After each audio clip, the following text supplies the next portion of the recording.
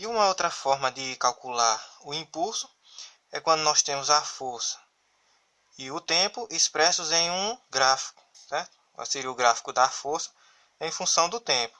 Aí nós conseguimos calcular o impulso através da área esboçada nesse gráfico. E é o que está dizendo aqui, que a área é numericamente igual, esse sinal de igual com o N em cima, quer dizer que o primeiro elemento é numericamente igual ao segundo, certo?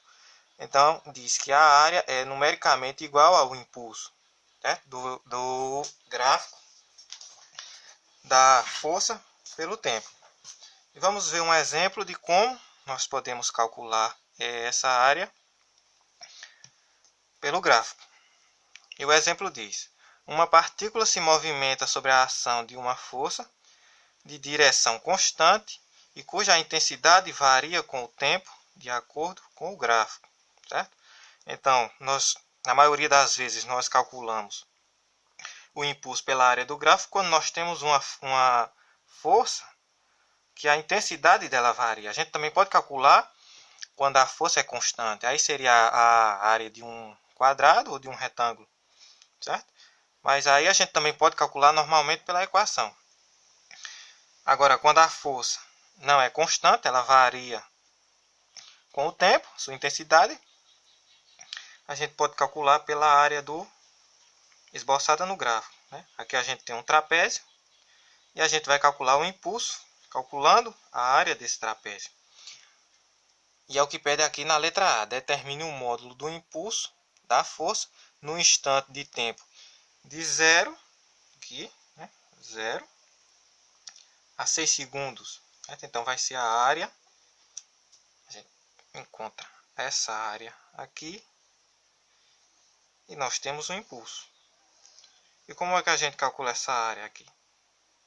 A equação para calcular essa área é: a área é igual, numericamente igual, ao impulso, e é dado pela equação, né?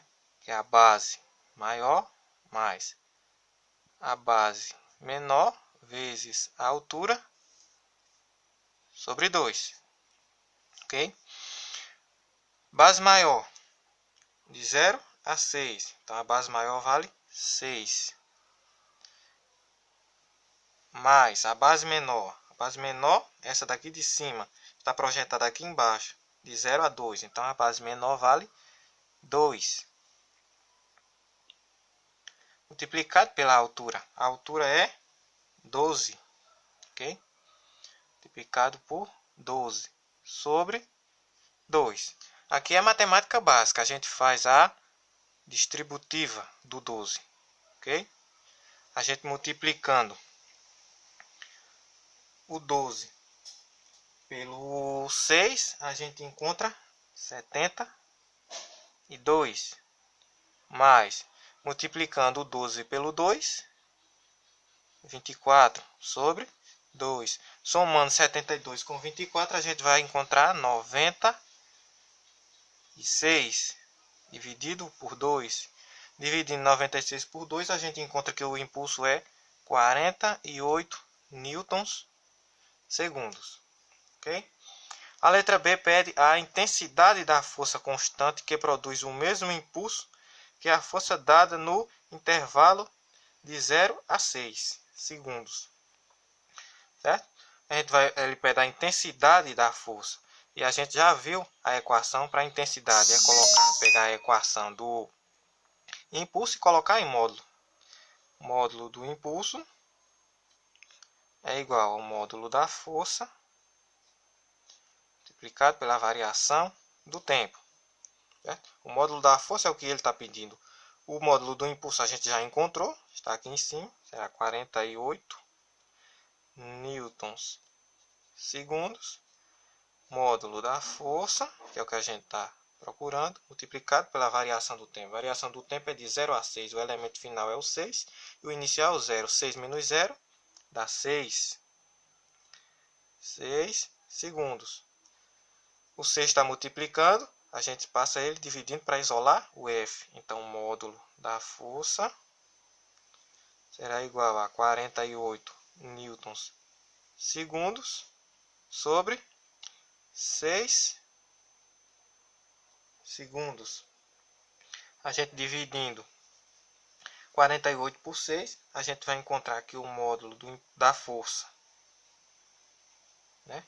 Divide 48 por 6, a gente encontra que o módulo da força será igual a 8, né? Segundos, divide segundos, a gente cancela, sobra só o newtons, que é a unidade de medida da força. Então, a gente encontra que o módulo da força é 8 newtons.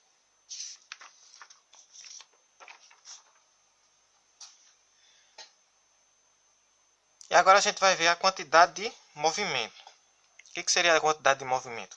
Uma definição de quantidade de movimento é a que diz que é uma grandeza vetorial, certo? Vai ter módulo, sentido e direção também, que relaciona a massa do corpo com a sua velocidade em forma de produto.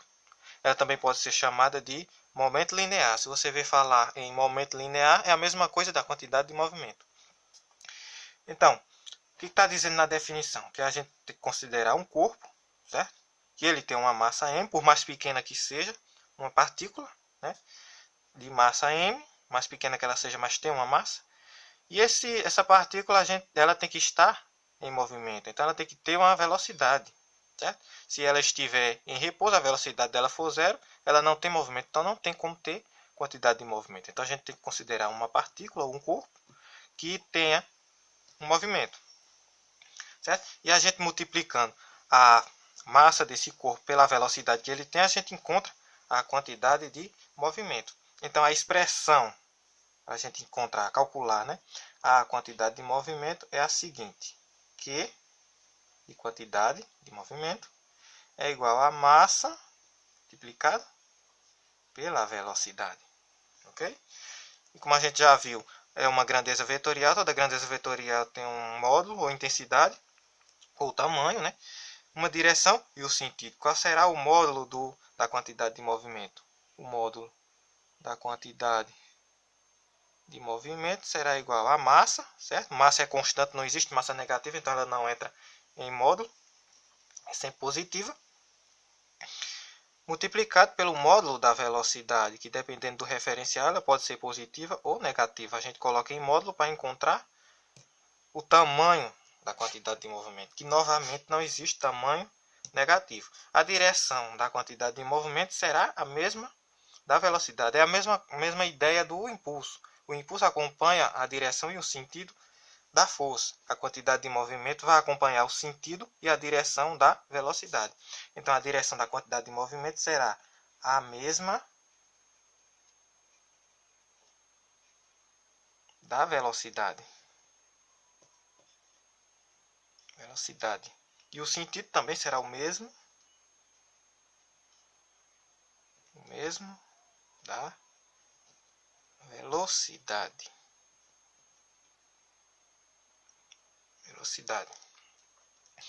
E aqui a gente tem um exemplo bem básico, né, para a gente fixar a ideia de quantidade de movimento. O exemplo diz: uma partícula de massa igual a 0,20 kg